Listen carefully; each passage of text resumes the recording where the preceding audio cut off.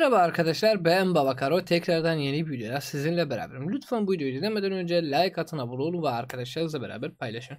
Bugün gerçekten çok önemli bir konudan dokunuyorum.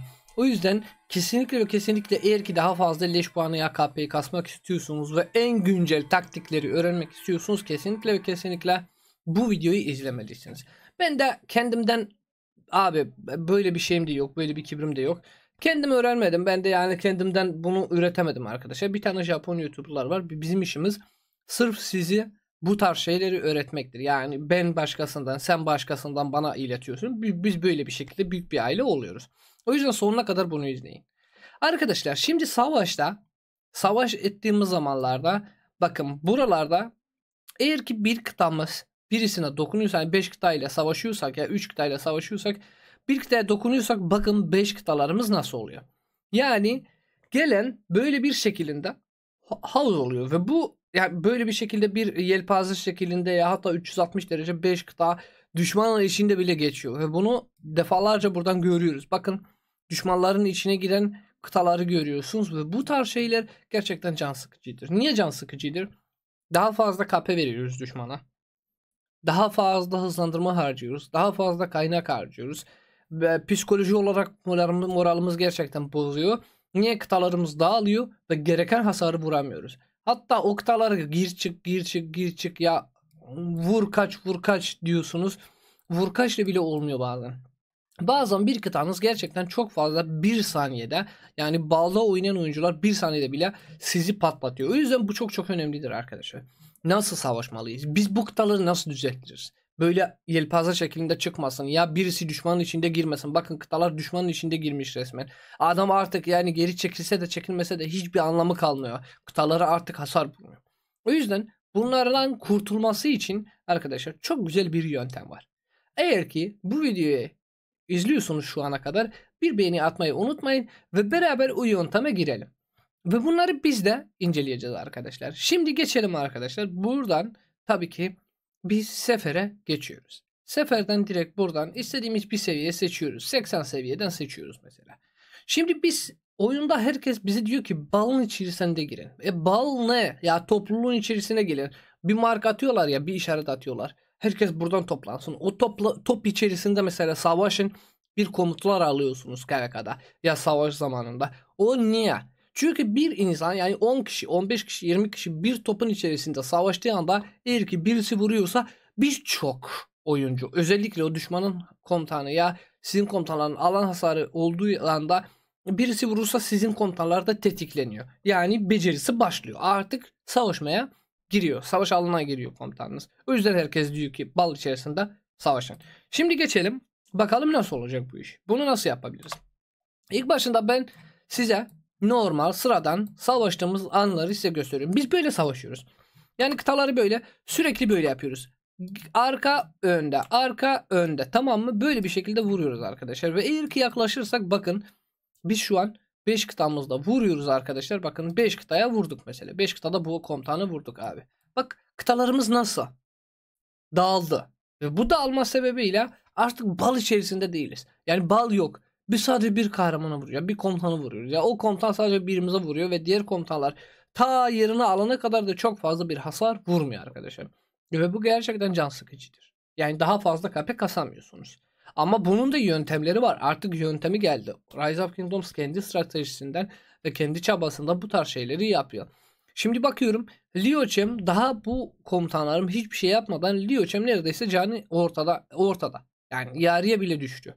Diğer kahramanlarım yine de aynı şekilde. Yani komutanlarım hepsi aynı şekilde bu tuzağa düştüler arkadaşlar. Peki bu tuzağın düşmemesi nasıl oluyor? Şimdi buradan çıkıyorum arkadaşlar. Çıktım. Tekrardan 80'e geldim arkadaşlar. Meydanı oku. Şimdi meydanı oku 80'e bastım arkadaşlar. 80'e geliyorum. Şimdi kıtalarım buradandır arkadaşlar. Biz burada bal yapmıyoruz. Niye? Çünkü bal değildir. Böyle de yaparsak arkadaşlar bak kıtalarımızı böyle yaklaşıyoruz ya.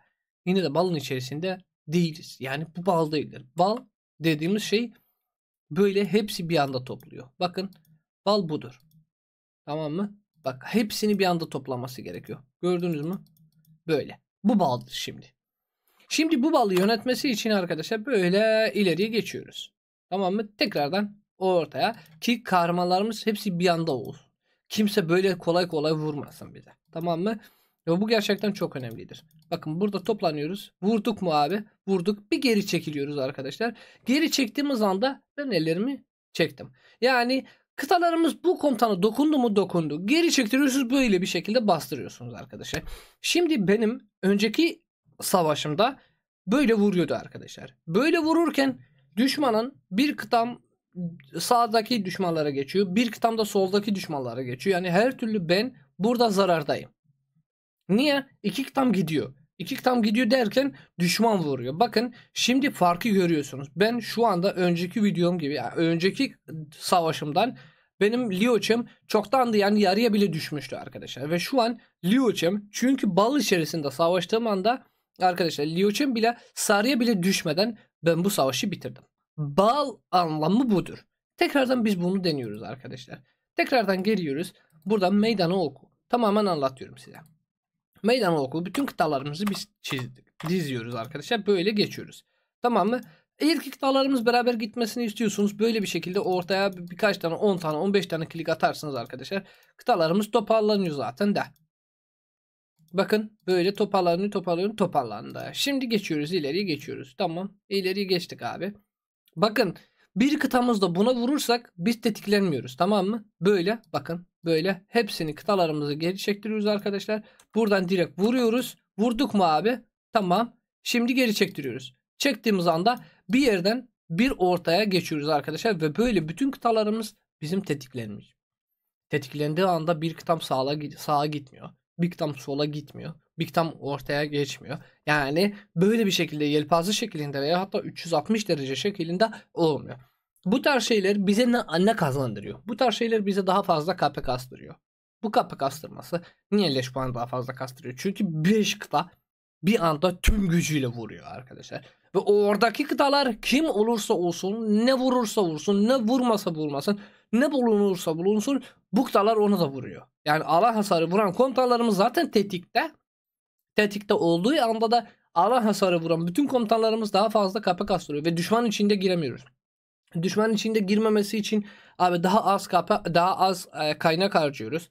Daha az hızlandırma harcıyoruz ve daha fazla da KP kasıyoruz. Bu savaş zamanında gerçekten çok büyük bir yetkiler yaratıyor arkadaşlar. O yüzden artık bakıyorsunuz 1960'daki 1093'teki mesela KP'ler ballar çok daha sağlam olduğu için bu tarz şeyleri kullanıyorlar arkadaşlar. Bu bilgiler bazen geç geliyor, bazen erken geliyor. Belki siz de bu bilgilere sahipsiniz. Eğer ki sahipseniz lütfen yorumlarda yazın. Sahip değilseniz ya öğrendiyseniz buradan ya bu video sayesinde öğrendiyseniz kesinlikle yorumlarda yazın. Arkadaşlar bakın, şimdi ben bir kıtaya sadece vurursam, tamam mı? Bak, bir kıtaya vurdum. O kıtayı da geri çektirirsem da, tamam mı? O sadece bir kıtam tetiklenmiş oluyor. Tamam mı? Bir kıtam tetiklenmiş oluyor. Yani diğer kıtalarım hiçbiri tetiklenmiyor. Tamam mı? Bakın, sadece bir kıtam tetiklenmiş. Bütün kıtalarımla vurmam gerekiyor ve ondan sonrası böyle çektiğim anda tak tak tak tak tak tak tak tak tak tak bütün kıtalarım balın içerisinde girdi ve bütün kıtalarım vuruyor. Ama tek kıtayla vurmakla bu iş olmuyor arkadaşlar. Yani sizin 5 kıtanız varsa, 7 kıtanız varsa, o 7 kıta bir kıtaya dokunması gerekiyor. Dokunduğu anda, yani öfke başladığında artık kimse bu kahramanları, bu komutanları durduramaz arkadaşlar.